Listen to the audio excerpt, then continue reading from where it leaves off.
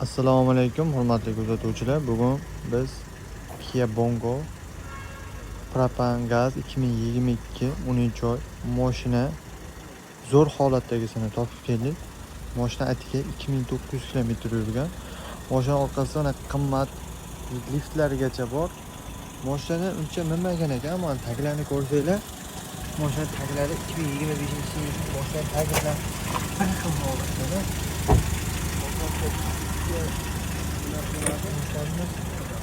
Balonlar yangi turibdi. Ko'rishinglar mumkin, disklari ham sarg'ayib ketmagan. Balon holatlari, ishlari zo'r holatda turibdi.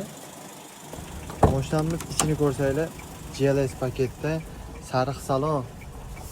Mashina yurgani 2924 km. Klimat kontrol, cruise kontrol, hamma narsasi bor. Mashinamiz mexanika. Kimga qiziq bo'lsa aloqaga chiqishingiz mumkin. Mashina zo'r holatda. Mashina kraskalari ham yo'q.